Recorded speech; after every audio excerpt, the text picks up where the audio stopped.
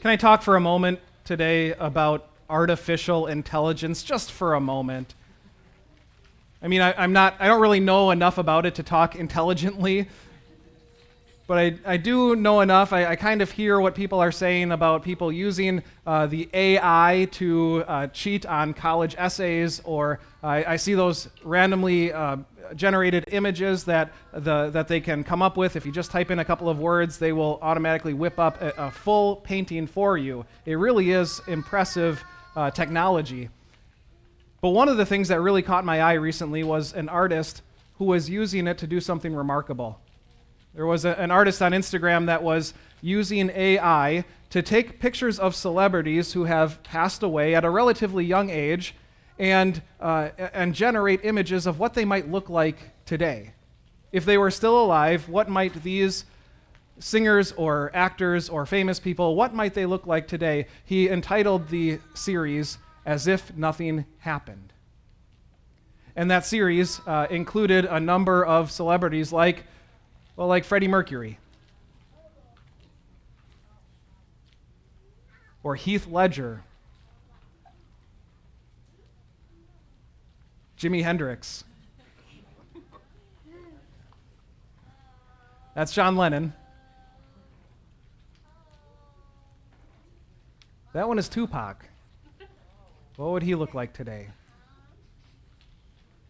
And then Princess Diana. These images are at the same time realistic and completely unreal.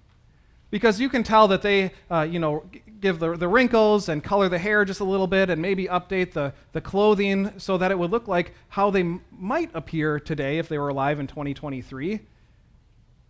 And yet we know that they are completely unreal. That was artificially adding years to their life that they simply did not live, because the truth is something did happen to those people. Trauma and tragedy and addiction and accidents. For one heartbreaking reason or another, those people are no longer with us. And they say that there's going to be a real market for this kind of thing because AI can't just do that with celebrities, of course. It can do it with anybody, even people that you have known and loved and have lost. In fact, there are many services right now where you can send in a picture of a loved one. It doesn't matter from what era. They will be able to use AI to recreate what they might look like today, just kind of age them a little bit or update the clothing or bring the picture to life so that in some way you could see what they might look like as if nothing happened. In fact, here are some pictures that were submitted to that same artist, people who sent in pictures of their loved ones because they wanted to see what they might look like today if nothing ever happened. And I see something like that, I think about my grandma, who developed Alzheimer's at a very young age. So most of my memories of her include her just with a totally blank stare. Not a whole lot of joy in her face, not a whole lot of cognition, and certainly not a lot of peace. And so I wonder if they could take a picture of her from the good days and make her age gracefully so that I could see what she might look like today as if nothing had ever happened. And maybe you're thinking of a loved one. Maybe you're curious about how they would look. If I could just see them today, what kind of smile would they have on their face? What would they look like if nothing ever happened?